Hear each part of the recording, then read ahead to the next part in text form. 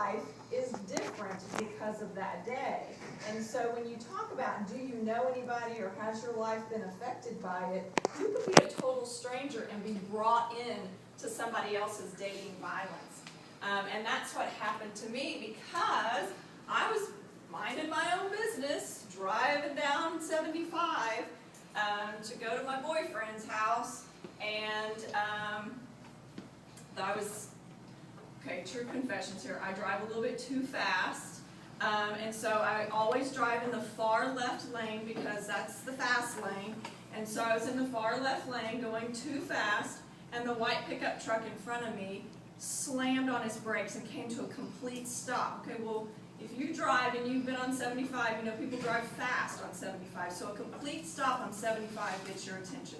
So I did my best defensive driving, and he stopped, and so I slammed on my brakes, but I pulled next to him because I didn't have enough space to stop.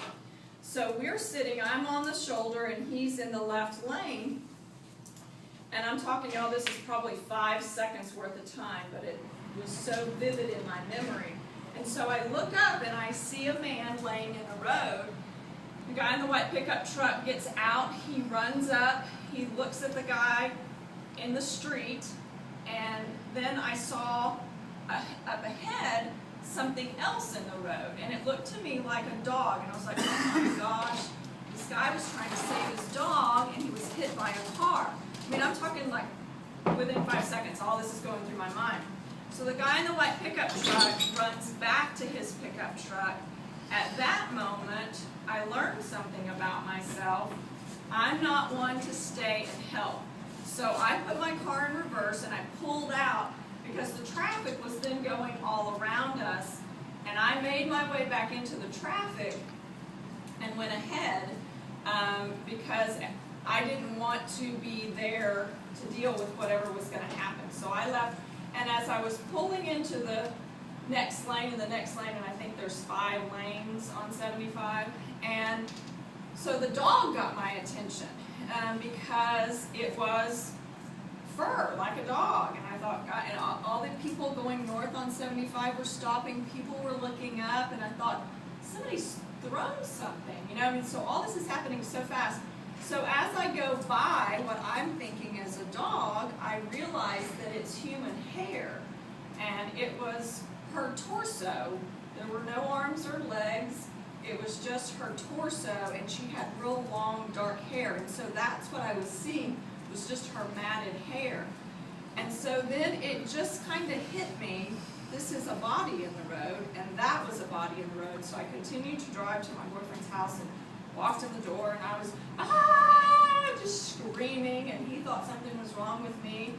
But then after that, so I calmed down enough to realize what I'd seen, and I started watching the news. And then I read every single article. I watched every single news story. I read the D Magazine article. It was all the stuff in the paper. And I got wrapped up into what was happening to them because I saw them at the end of this relationship, and then I just got really pissed because I thought, don't bring me into your drama. I was a happy-go-lucky person until you brought me into your drama, and now I'm mad at you for involving me in this. And that was, what did we say, 7 years ago? Yeah, June 6, 2005. So I'm not lying to you when I say every single time I'm on 75, north or south, boyfriend still lives in Dallas, so I go to Dallas a lot, I think about it, I watch it, I look at it. When I go over George Bush, I look at where it was. Because if you've looked at it as many times as I have, he had to know exactly where to stop. Because there's so many crossovers right there that there's probably just a triangle where she could go all the way to the bottom, and he would be able to jump all the way to the bottom because of the different levels. And so it still affects me. I mean, I'm going to go to Dallas Friday afternoon, and I'll think about it then too. So it's one of those things where you read articles and you think, oh, that'll never happen to me. Oh, I'll never know anybody. But I didn't think it would have happened to me